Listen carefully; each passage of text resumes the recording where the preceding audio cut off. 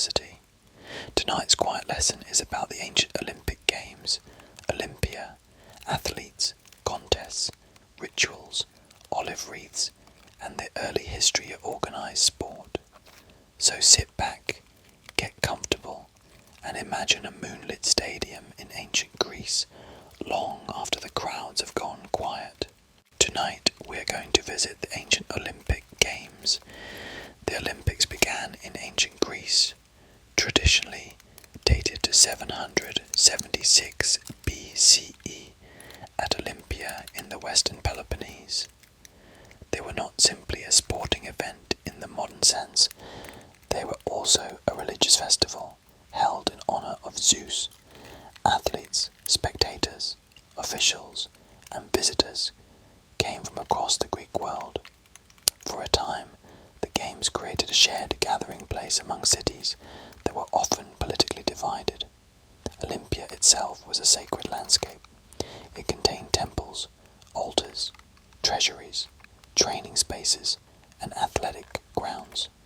The games were part of a larger festival atmosphere, with sacrifices, processions, dedications, and social exchange. To compete, there was not only to test the body, it was to seek honour before gods, peers, city, and memory. Victory could bring fame to an athlete and prestige to his home city. The prize was not money in the stadium, it was an olive wreath, but the symbolic value of that wreath could be enormous. The earliest Olympic event was the stadion race, a sprint of roughly one stadium length. Over time, more events were added: longer foot races, wrestling, boxing, pankration, equestrian events, and the pentathlon. The pentathlon included running, jumping, discus, javelin, and wrestling. It represented a broad ideal of athletic ability, speed, strength, coordination, and skill. The events could be physically demanding and sometimes dangerous. Ancient boxing had fewer protections than modern boxing. Pankration combined striking and grappling and was known for its intensity. Athletes trained seriously. Gymnasia and palaestrae were places of exercise, instruction, and social life. Training involved repetition, discipline, diet, and coaching. The Greek admiration for the trained body was connected to ideas of beauty, excellence, competition, and civic identity. The Greek word arete can mean excellence or virtue. In athletics, arete meant more than winning. It suggested the fulfillment of potential, the display of skill, and the pursuit of distinction. Still, ancient sport was not a pure ideal. It involved politics, status, rivalry, and ambition, just as modern sport does. The Olympic truce is often mentioned in connection with the Games. It did not create universal peace across Greece, but it helped protect travel to and from Olympia for participants and visitors. This idea is powerful. For a sacred festival, people needed a temporary space where movement could be safer. Sport required roads, witnesses, rules, and a shared belief that the event mattered. Even in a divided world, the Games created a rhythm of return. Every 4 years, Olympia became a centre again. Spectators at the Games experienced heat, dust, crowds, waiting, excitement, and ritual. There were no stadium screens or instant replays. To watch was to be physically present, hearing voices, seeing bodies move, feeling the atmosphere of competition. The ancient Olympics were also limited by the values of their society. Most competitors were free Greek males, and women's participation was restricted. There were separate traditions and festivals, such as the Heraia, associated with female athletic competition, but the Olympic Games were not inclusive in the modern sense. History is most useful when we can admire and question at the same time. Famous athletes could become legendary. Some won multiple victories across different games. Their names might be celebrated in poetry, statues, inscriptions, and stories. Athletic fame was a form of memory, but every ancient athlete was also mortal. Bodies tired, injuries happened, training failed, victory was rare. For every winner crowned with olive, many others returned home without the prize. This is part of sports history too, the discipline of those whose names did not survive. The ancient Olympic Games continue for many centuries, changing as the Greek world changed, and later as Roman power expanded. Eventually, the Games declined and ended in late antiquity. The modern Olympics, revived in 1896, drew inspiration from the ancient tradition, while becoming something very different. Modern global sport uses the ancient Olympics as a symbolic ancestor, the stadium, the flame, the ideal of gathering, and the language of excellence. But the ancient games belonged to their own world, sacred, local, dusty, competitive, and deeply Greek. As this lecture closes, imagine Olympia at night. The stadium is empty, torches burn low near stone paths, the dust of the track has settled. Somewhere, an olive tree moves in the dark. The ancient games were loud in their own time, but now they reach us quietly, through ruins, texts, statues, and the enduring human desire to test the body in front of others. Sport is motion, but sport's history is memory. Tonight, the memory rests under moonlight. The ancient games also remind us that sport has always needed rules. A contest is only meaningful when people agree on what counts, where it begins, how it ends, and who judges it. At Olympia, officials called Hellanodikai supervised the games. They trained for their role, judged events, and enforced expectations. Fairness was not automatic. It had to be guarded by custom, authority, and public witness. Athletes were expected to prepare before competing. They swore oaths that they had trained properly and would follow the rules. This gave the games a moral frame as well as a physical one. The body mattered, but so did reputation. To cheat was not merely to break a rule, it was to dishonor oneself, one city, and the sacred setting of the festival. Olympia also brought people together beyond the events themselves. Travelers exchanged news. Artists, poets, merchants, and politicians could be present. A great festival became a place where culture gathered. In this way, the games were not separate from Greek life. They were woven into religion, identity, storytelling, diplomacy, and memory. The athletes competed without the equipment, sponsorships, and media systems of modern sport. Yet the emotional pattern feels familiar. Anticipation, nerves, exhaustion, triumph, disappointment, and the hope of being remembered. That continuity is why ancient sports history remains searchable and alive. We recognize the old stadium because the basic human drama of competition has not disappeared. So let Olympia become quiet once more. The stadium is empty. The olive wreath rests in shadow. The gods, athletes, judges, and spectators have all become history, but the idea of the games remains. Bodies in motion, rules agreed upon, excellence pursued, and memory gathered around a single place under the Greek sky. The ancient Olympics also show how sport and religion could be inseparable. Before a race or contest, Olympia was already sacred. The athlete entered a space of ritual, sacrifice, and divine attention. This makes the ancient games different from modern, secular sport. Victory was not only personal achievement, it could be interpreted as favour, honour, and a sign of excellence before gods and community.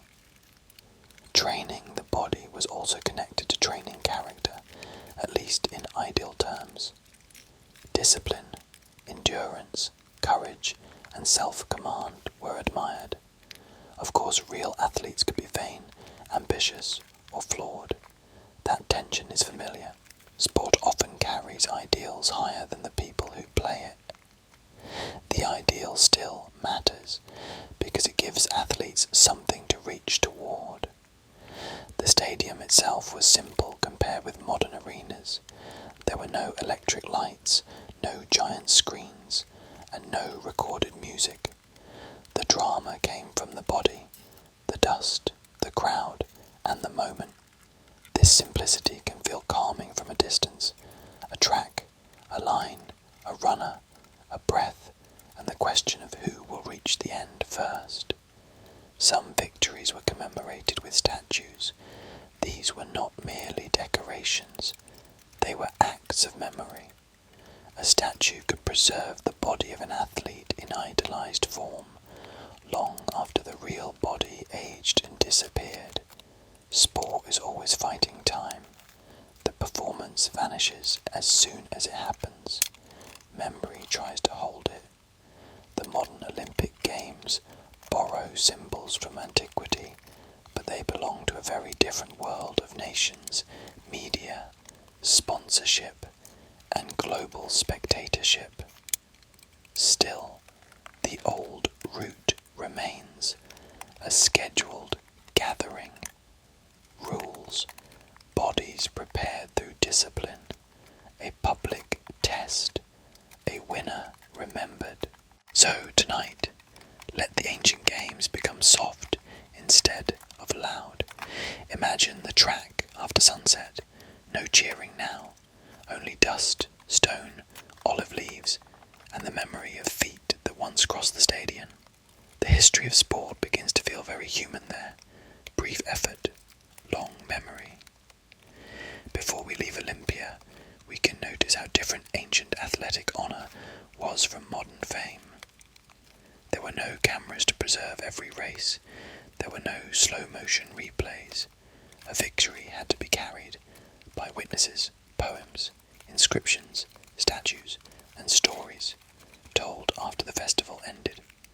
This gave memory a special importance.